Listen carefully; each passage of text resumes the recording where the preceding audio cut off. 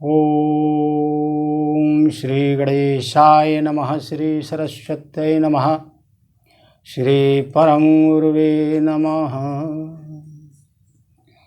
लेत सदा सुध दीन की सहज दया के धाम। जननी जनक श्री लखन के प्रभु श्री सीताराम। श्री गुरु चरण सरोज रज निज मन मुकुर सुधार। वर्णहु रघुवर विमल जसो जोदायक फल चार। श्यावर रामचंद्र की जय। प्रिय स्नेही जन, सुहृद जन, श्री रामचरित्र के कथा के रसिक जन, सभी को मेरा सादर प्रणाम। कल हमारी आपकी कथा पर चर्चा चल रही थी, भगवान की कथा चल रही थी। सती जी को मोह हो गया। सती जी ने भगवान की परीक्षा ली। सती जी परीक्षा लेने के बाद श्री शिव जी के पास वापस आए। शिव जी के साथ कैलाश पर वापस आए। कैलाश पर पर्वत पर महादेव जी ने क्या किया कि शंकर साहस स्वरूप समारा। शंकर सहजो स्वरूप सम्हारा। लागी समाधि अखंडो अपारा। शिव जी ने क्या किया कि वापस आए, बरगद के पेड़ के नीचे अपने आसन जमाया। स्वाभाविक स्वरूप को थोड़ा संभाला और समाधि में बैठ गए।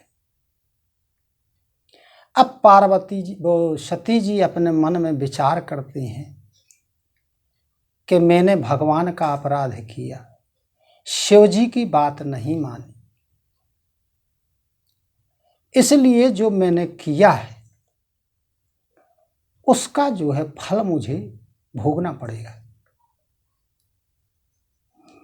मैं जो कीन है रघुपति अपमाना। पुनिपति बचनो मृषा करि जाना।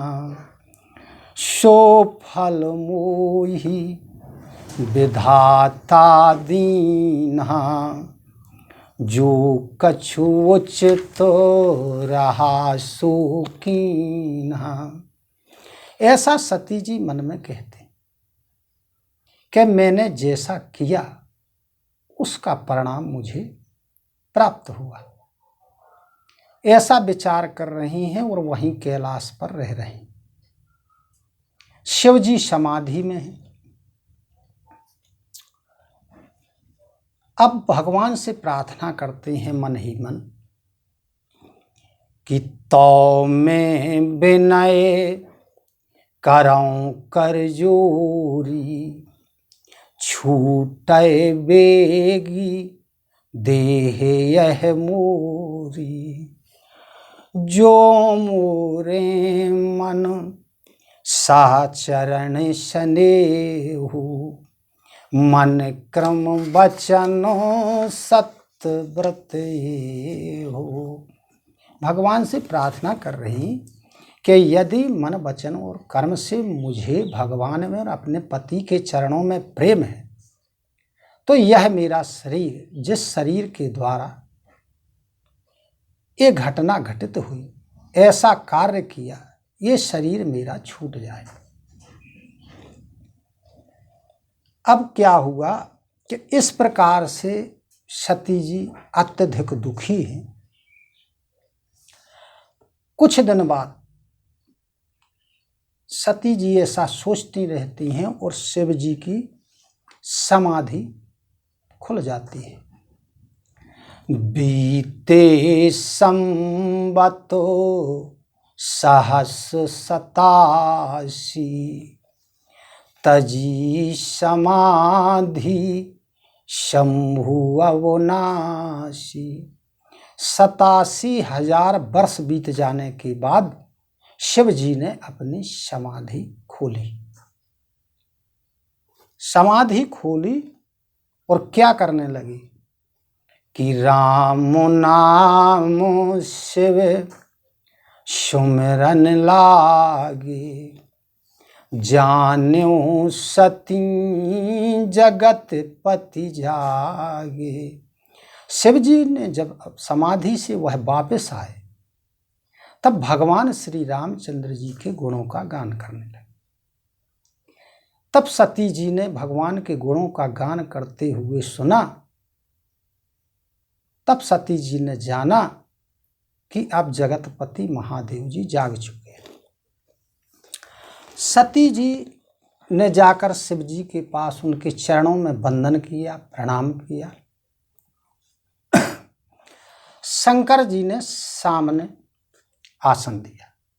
जब शंकर जी ने सती जी को, जो वामांग बैठा करती थी, उन्हें अपने सन्मुख आसन दिया, तब सती जी ने जान लिया कि शिव जी ने मुझे त्याग दिया है, यानी अब शिव जी हमें पत्नी रूप में स्वीकार नहीं करेंगे।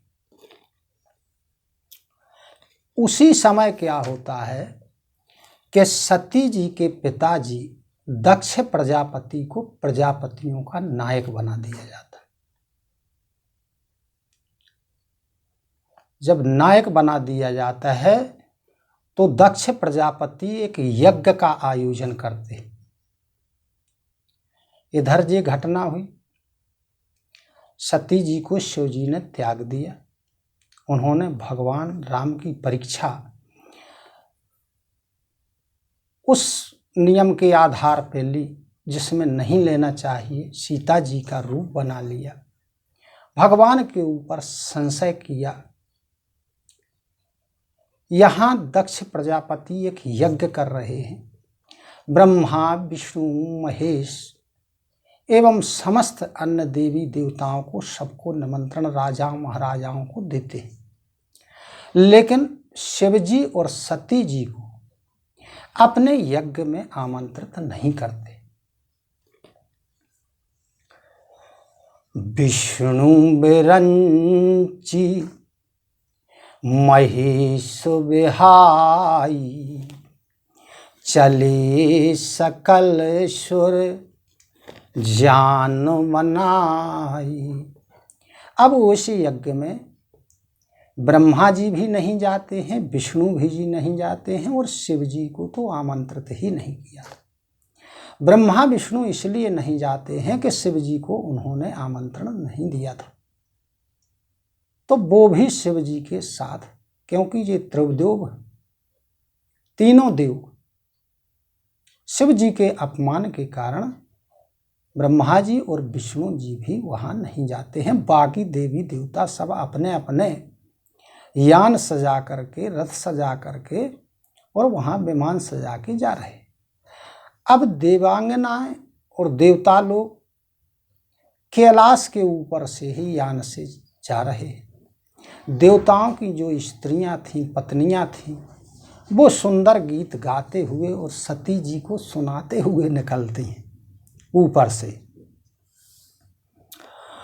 पूछो, जब निकलते हैं विमान, गाती जाती हैं स्त्रियां, तब सती जी शिव जी से पूछ रही।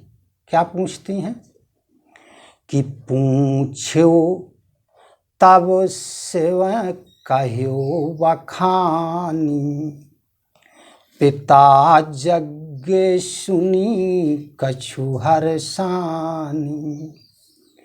जो महेश मोहि आयसु देहि कछु दिन जाई रहाऊं में से। शंकर जी ने बताया शिव जी ने सती जी को कि आपके पिता के यहाँ यज्ञ हो रहा है। तब सती जी ने सोचा कि यदि भगवान शिव हमें आज्ञा देंगे तो इसी बहाने, अब यहाँ अच्छा लगता नहीं है, शिव जी ने मुझे त्याग दिया है तो इसी बहाने कुछ दिन अपने पिता के यहाँ रह लेंगे। पति परित्याग हृदय दुख भारी, काहई न निज अपराध विचारी। बोली सती मनोहर वाणी, भय संकोच प्रेम रस सानी। अपना अपराध जान करके सती जी कुछ कह नहीं रही, लेकिन पति के त्यागने का उनके हृदय में बहुत भारी दुख। तब सती जो है प्रेम रस से शनी हुई वाणी शंकर जी से कहती हैं, संकोच के साथ कहते हैं, संकोच भी लग रहा है क्योंकि अपना अपराध है, कि पिता भवन उत्सव परम, जहाँ प्रभु आयसु होई, तो मैं जाऊं कृपा यतन, सादर देखन सोई। कहे प्रभु यदि आपकी आज्ञा हो तो पिताजी के यहाँ उत्सव हो रहा है, उसमें मैं देखने के लिए चली जाऊं। शंकर जी ने कहा शिव जी ने कि जो आपने कहा है वो मेरे मन को भी अच्छा लगा, लेकिन यह दक्ष जी ने अनुचित किया है कि निमंत्रण ही नहीं भेजा। मुझसे बुराई होने के कारण आपको भी भुला दिया, आपको भी नहीं बुलाया। तो एक बार क्या हुआ था कि ब्रह्मा जी की सभा में सभी लोग एकत्रित थे, दक्ष प्रजापति वहां बाद में पहुंचे। तो वहां ब्रह्मा जी और शिव जी ये खड़े नहीं हुए, सम्मान नहीं किया। बाकी जो प्रजा और राजा थे सभा में, वे सब उठ करके खड़े हुए। दक्ष प्रजापति को क्रोध आ गया कि ठीक है ब्रह्मा जी जगतपति हैं, वो नहीं उठे। शिव जी को वो अपना दामाद मानते थे, पुत्र के समान, तो इन्हें तो खड़ा होना चाहिए, सम्मान करना चाहिए। उस बुराई के कारण उन्होंने इस यज्ञ में शिव जी को निमंत्रण नहीं दिया। यद्यपि मित्र प्रभु पितु गुर गेहा, जाइए बिन बोल हूँ न संदेहा। शिव जी कहते हैं कि यद्यपि पिता के घर, गुरु के घर, प्रभु के घर बिना बुलाए ही चले जाना चाहिए, इसमें कोई दोष नहीं। लेकिन यदि कोई वहाँ शत्रुता मानता है, दुश्मनी मानता है, तो फिर वहाँ जाने से कल्याण नहीं होता, हानि होती है। शिव जी ने वहाँ भी सती जी को समझाया, अब यहाँ भी सती जी को समझाते। सती जी ने वहाँ भी शिव जी की बात नहीं मानी, तो जिसका परिणाम हुआ कि शिव जी ने उनका परित्याग कर दिया। अब यहाँ भी सती जी अपने पति जो अखिलेश्वर हैं, देवों के देव हैं, महादेव हैं, फिर से उनका कहना नहीं मानती हैं। तब इसके परिणाम में अब उनकी मृत्यु होगी।